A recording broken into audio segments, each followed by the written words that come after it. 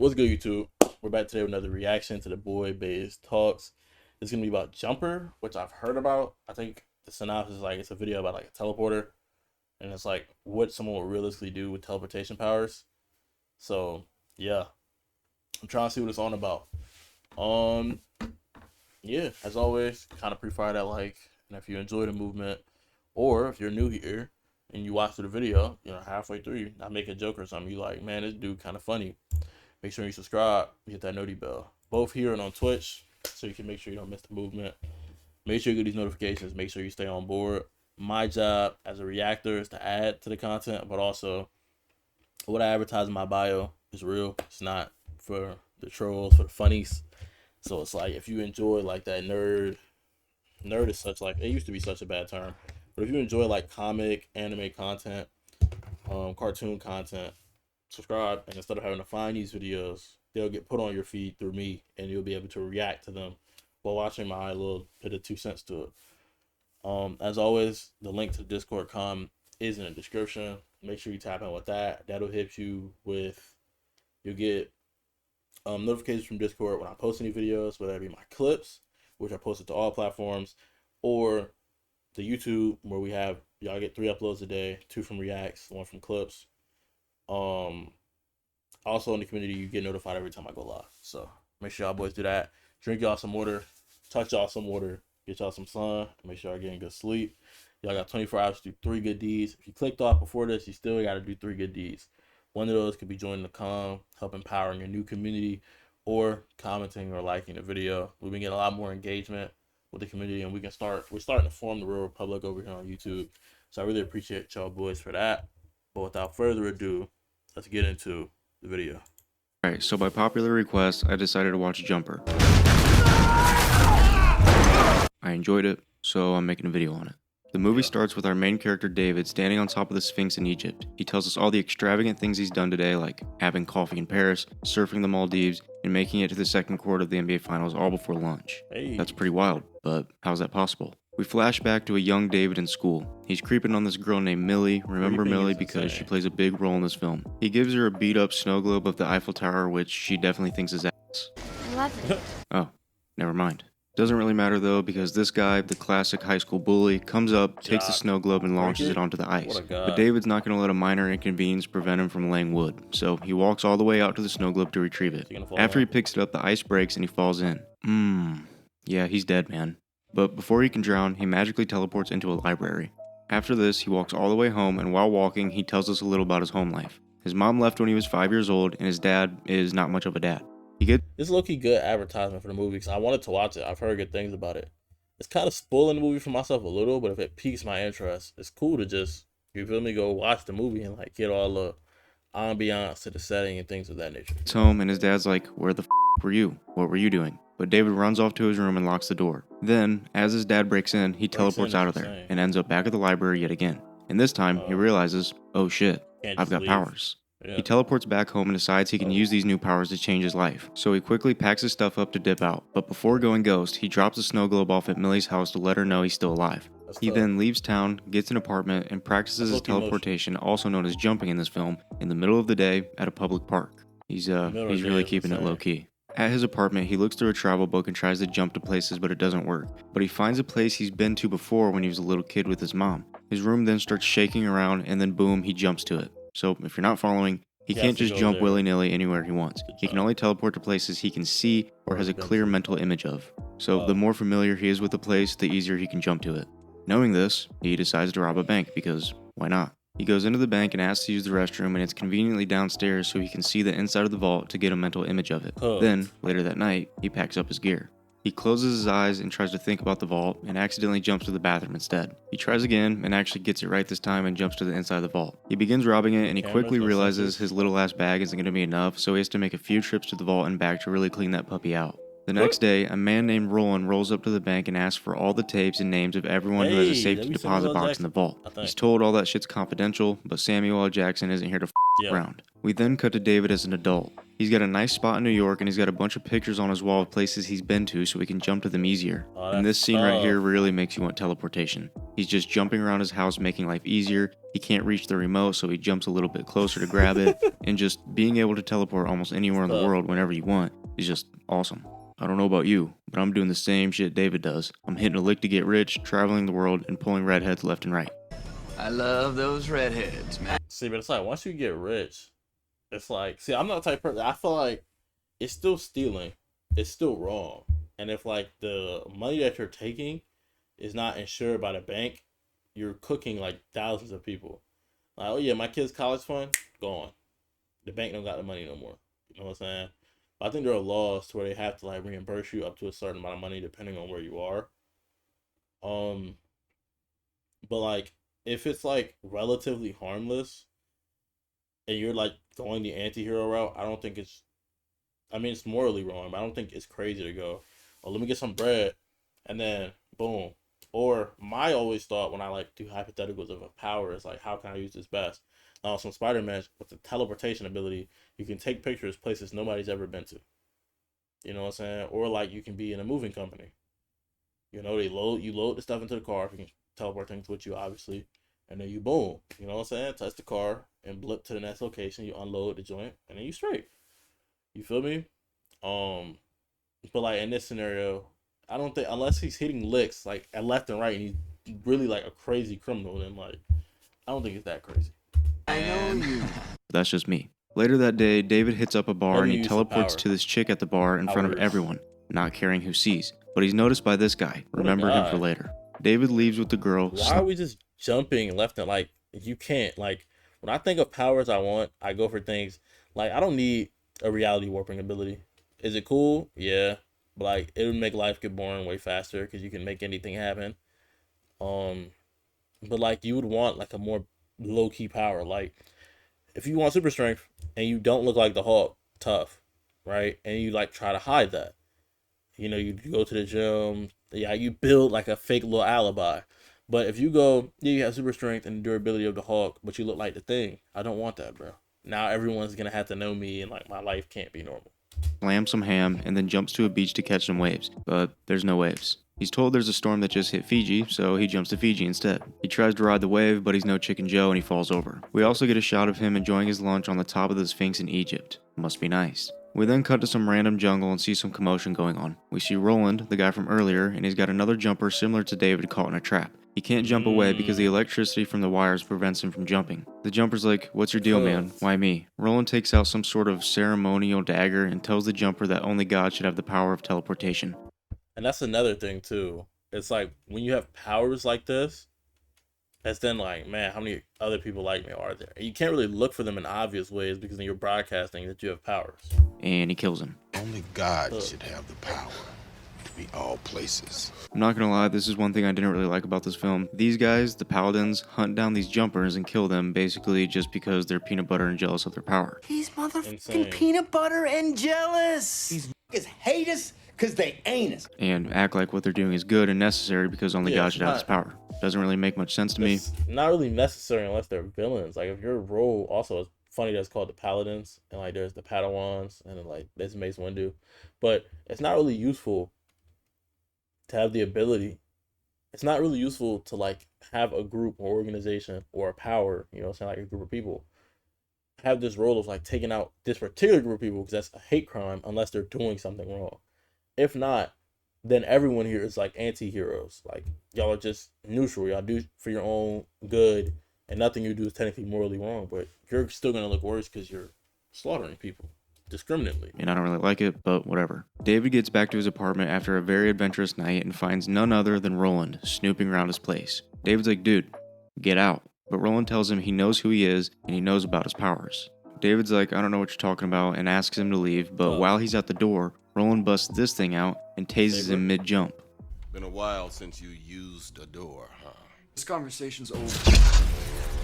David's able to jump up to his pictures and tries to dial in and jump to a place, but can't because the electricity from being zapped is still messing with him. It's still lingering. Roland zaps him again and tells him to cough up who he's working with before throwing him off the balcony. David tries to run but gets caught and zapped yet again, and this time the wire has him wrapped up. He jumps into one of his rooms and is able to cut the wire. He grabs as much cash as he can while Roland tries to break in, and before he gets zapped again, he jumps out of there and back to his room in his old house. David's dad notices the whole house shaking like an earthquake just hit, so he runs upstairs and pleads for David to not leave.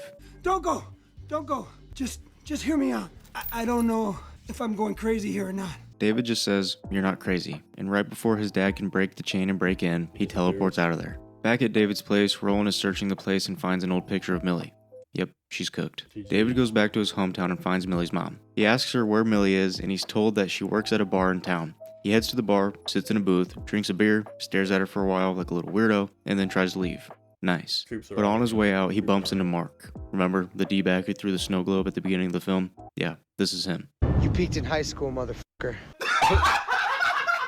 Mark is like, "Dude, David, is that you?" And David's like, "I don't know what you're talking about. I don't know who that is. Go away." But as he's telling Mark this, Millie comes up from behind and blows his cover. David's like, "Oh my god, Millie, hi, I didn't know you were here." And Millie says, "Dude, I saw you at the booth staring at me like a weirdo for 45 minutes. That's awkward." Mark starts acting, well, like a drunk, and eventually slaps Millie's caboose, which leads to David hitting him with a nice juicer to the lips, and a fight breaks out. David low-key gets stomped out, but while Mark is celebrating, David blast doubles him through a fence and jumps him into the bank vault that he robbed all those years ago. He gets in his face, talks a little heat, and then jumps back to find Millie and tells her that he handled business. At the bar, Millie asks David what he does, and David tells her he's in banking. And Millie's like, "That's weird. Didn't you flunk out of algebra?" Didn't you flunk algebra? No. Suspicious. He then somehow in like 5 minutes convinces her to go to Rome with him. This guy's gone for like 10 years, comes back for a day, and this chick decides to go with him to Rome. Makes sense. They fly to Rome like normal people, and I know that was absolutely brutal for this dude because he can't even grab the remote slightly out of reach, so this flight was probably absolutely torture. They land and get a taxi to their hotel, and the the guy who takes the bags, comes to take the bags, and David damn near fights him for his bag because he has all his money and belongings in it, and Millie just doesn't even notice it, I guess. You're gonna notice David does a lot of suspicious things because he's lying to Millie about what he does, and Millie just kind of brushes it off. She doesn't seem to pick up on the obvious red flags that David is lying. Remember, boys and girls, this is how you get taken, and unless your father is Liam Neeson, you're probably cooked. So look for the signs and take the hints. Don't be like Millie. Alright, we jump to Roland and he's talking. Mess with this content. That's a W taken reference. Talking to this detective. The detective starts to catch on to Roland, so Roland knocks him out with one punch and breaks into the interrogation room to interrogate Mark. I don't know how long they talked, but that detective would have woken up within like 5 seconds. Even if you get absolutely blasted and get sent to the Shadow Realm, you're usually back to the real world within like 5 to 10 seconds. And this guy was out for like 10 minutes, but whatever. Back in Rome, David and Millie visit the Roman Colosseum, and up on a rooftop, we see he's being followed by the guy who was at the bar earlier, and he looks absolutely disgusted by David's actions. The Roman Colosseum is closed off, so David jumps to the other side and unlocks the gate behind Millie's back so they can visit the inside. Another red flag, but she goes along with it. They check the place out, but want to go to the bottom area, but they can't because it's also closed off. But lo and behold, our boy David magically gets to the other side and... See, that's really like an abuse of power. But it's like you're a kid. If you're a kid awakening with this, you're not going to have responsibility. But it's also like the superhero stuff you can do with this is tough, but like you're not faster than a speeding bullet, you know? So most crime you can't really stop, you know? But like there are some tough jobs you could do. Porter, recon agent, you know, and their only weakness is like this niche electrocution item which stops their brain from like thinking about, like it stops them from focusing. But I'm sure if you want to go down the route of working with the military, they could cook you up something that like dampens your pain receptors and opens up the door for them. Millie even asks, "Is that door just conveniently open too?" It's open now. Strange, but Millie goes along with it. Again. They get to the bottom and the door is locked, but a locked door isn't going to stop our boy David from getting his winky stinky, so he tells Millie to wait there while he opens it up. He jumps to the bottom, walks over a bit, and finds the guy from earlier draining the main vein in a corner. Do you mind, man? Just a little privacy, yeah? Well, that's awkward. David gets to the door, and the random guy whose name is Griffin tells David to not open that door if he wants his girlfriend to live. This sets David off, but Griffin jumps away, revealing that David isn't the only jumper. Griffin's like, "You think..." So he's not someone who works with the Paladins. He's like another jumper. That's tough. That's a tough like dynamic because they're all like neutral people. So there's no faction between the jumpers, but they're being hunted by a faction, which makes things extremely difficult. Think you can just jump around everywhere and nobody would notice? Well, they did. Just then, some sketchy motherfuckers wearing trench coats come out from the shadows. David jumps up to the balcony, but Griffin's here to handle business. The trench coat fellows bust out their zappy things and try to shoot Griffin but miss. David's not so lucky though. Ow, that supposedly escaped, bro. Another thing I want to point out that bothered me a little bit about this movie is the fact that neither David or Griffin, who's been fighting the Paladins for years, decide to jump away from the fight, grab a gun, jump back, and then just start mowing motherfuckers down. They make it so much harder than it has to be, but whatever. Griffin's able to jump around and avoid the Paladins for a while, but David's not doing too hot. He's really struggling. Griffin's able to jump behind this guy, he grabs him, jumps up to a high point, and then throws him off. After all the heat dies down, Griffin fills David in on who these guys are, and then he grabs one of the Paladins and jumps away. But David is able to jump with him. I don't know if you noticed this, but each time a jumper jumps, they leave behind what's called a jump scar. And other jumpers are able to use that jump scar to teleport with them, following them. That's pretty important, so remember that. Anyways, after a little friendly dispute, David jumps back to the Coliseum because he remembers his girlfriend is still there, and they quickly get out of there. Unfortunately for David, security saw him and called in the one time. They come in, arrest David, and take him to jail. David gets questioned, but he holds it down and doesn't spill a word. But the guy who's questioning him gets up and leaves, and a woman walks in and says hi. David kind of starts to flip out, and the woman tells David he doesn't have much time and he needs to get out of there. Turns out, this woman is actually David's mom. She walks out and David chases her down, but a detective finds him and tries to grab him, but David jumps the guy to the top of the Sphinx in Egypt. That guy's definitely dead. There's zero chance he gets down from there. David finds Millie, tells her everything's okay, and they head to the airport to get back home. But when they get to the airport, David tells Millie he can't go on the plane with her, and he just leaves her to fend for herself. Back at home, Roland finds David's dad. He lies to him and tells him that he's IRS, and I don't know how they operate, but getting a visit at like 12 at night is crazy. What's even crazier is the fact that David's dad, William, actually believed this. Roland asks William about David, and he asks him when is the last time he saw him. William holds it down and says he hasn't seen his son in 8 years, even though we know he teleported to his house not that long ago. He then tells Roland to skedaddle up out of there, and if he hears anything, he'll let him know. But Roland doesn't believe him, and he's like, No, you won't. No, I won't.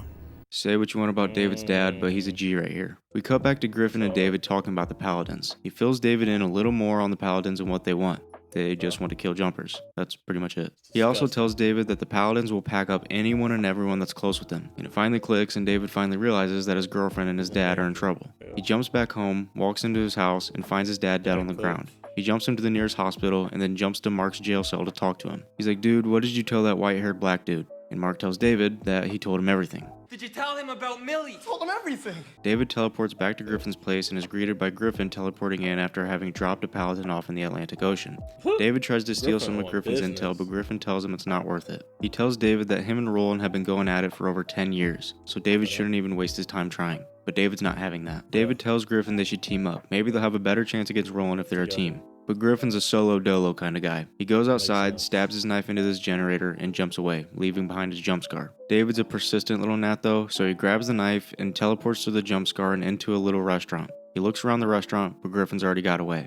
Or so I thought. Griffin jumps to a subway station and turns around to find David still hot on his tail. And he's like, dude, what the f***? David continues to follow Griffin around and tries to convince him about the team up. Griffin walks over to a car showroom, teleports inside, he grabs the keys, starts the car, and before he hits the glass, he jumps it through the wall. David hops in and they go for a ride. While driving, Griffin tells David that he knew a jumper once that actually tried to jump a whole building, and he died. Remember that for later. They get to the airport and Griffin finally agrees that they should team up to take down this Roland guy. They then jump. With that being in mind, they could do like, as some of these Paladins didn't exist, with this power you could do like porter work, like teleporting stuff, starting a moving company, you know, the works. You could help any, like, really any organization that like has a way to make something better, but it's not really portable. Like, imagine, you know, firefighters have someone that can just like take a water tower or something, which is relatively smaller than a building, and port that to the location above the fire and just to avoid the fall damage, port somewhere else.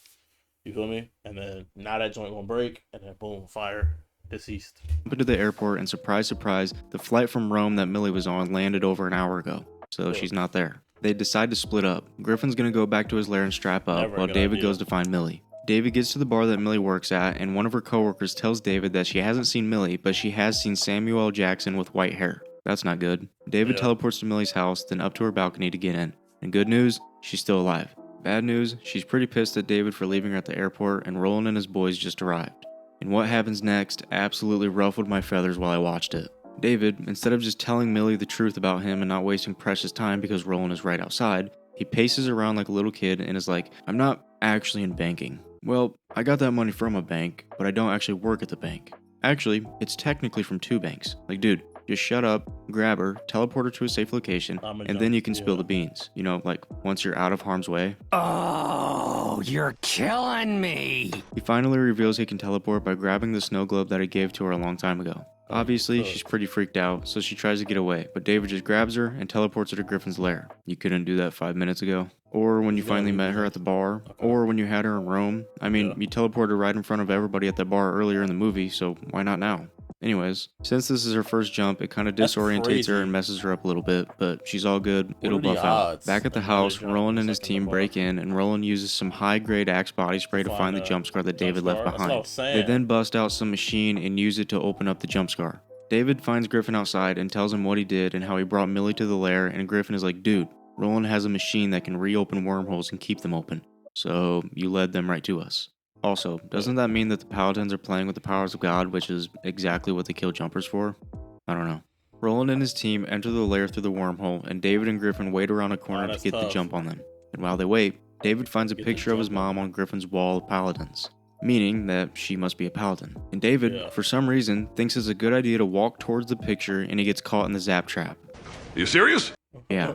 They then shoot him again, and he gets flung and stuck up on the wall. Roland approaches him and starts to take out a ceremonial knife, but gets cut off by Griffin, who comes in with a flamethrower. He lights the place up, but as he walks away, Roland shoots him with the zap gun thing, pulls him in, and lands a few licks to his lips. But Griffin isn't some bench-riding JV player like David. He runs out Roland while teleporting and blasts him with the shockwave from his jumps. Griffin single-handedly holds this movie down.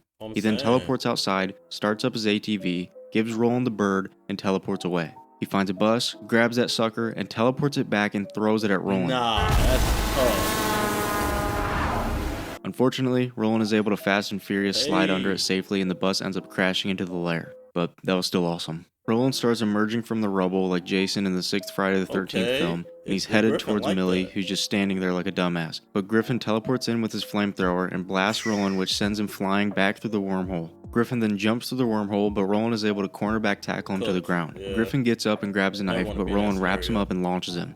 Back at the lair, Millie cuts David free and kicks him while he's down to teach him a lesson. Super necessary. David then starts giving a sentimental little speech, but gets interrupted when Griffin jumps back with a device that can open up the wormholes, so Roland can't get back to the lair. But apparently he can still shoot his grapnel gun through the hole, because he does, and he's able to pull Millie in before it closes. Crap, I didn't expect that. Griffin busts open his safe and starts getting a bomb ready. He says it's now or never. Roland is in there with his whole team, so Griffin wants to teleport the bomb in and teleport back out. Problem is, Millie's still there, so David's not for it. David tells Griffin that they can't do that because Millie's still there, and Griffin couldn't care less. You know, you gotta do what you gotta do sometimes. But David grabs the safe and teleports it away. Griffin follows and finds that David threw it over the ledge at the Roman Colosseum. They both race to it and try to teleport it away, but with both of them trying to jump it, things get wonky and they teleport it to the top of the pyramid in Egypt. They then start battling for the remote. They jump to a highway and nearly get hit by oncoming traffic. They then jump to wherever this is.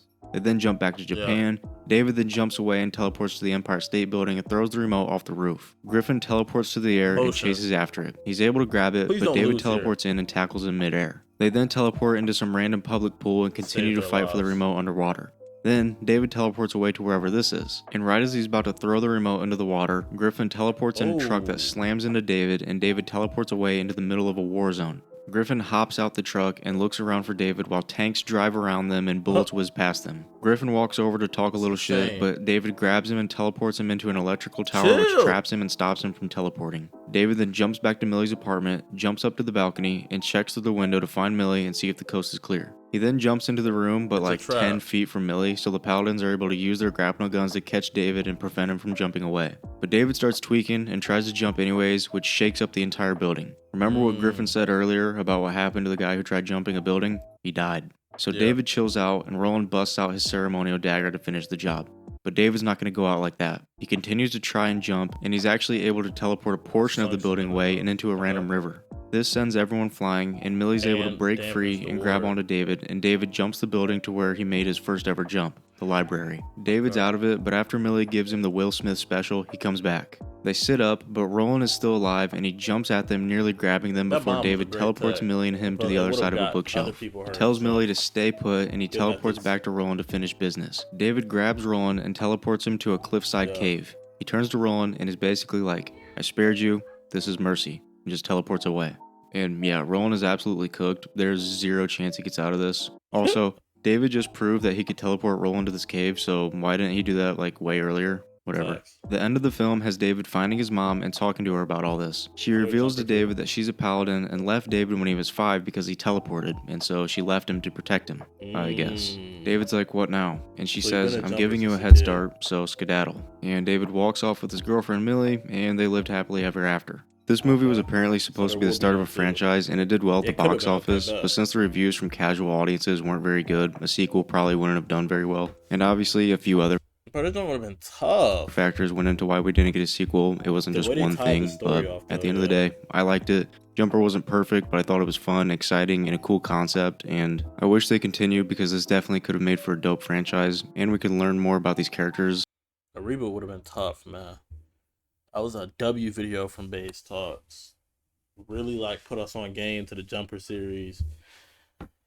That was tough. I liked it. See, this is why we watch reactions and we watch, diverse videos. I didn't have to look for it because, you know what I'm saying? I subscribed to my dog and I got notifications on. So, same way if you do that, feel me? You might find some impressive stuff like these that catches your eyes that I may have found that you might not have found. You feel me? Appreciate all y'all for being here and, helping build this community and help create this wave that we're going to use to send ripples through, today's modern standards of things and change things for the better. Appreciate those of y'all in chat. Appreciate those of y'all who are in this joint. We're going to run one more reaction before we put the brakes on this thing. Appreciate y'all boys for watching. That'll be all for me.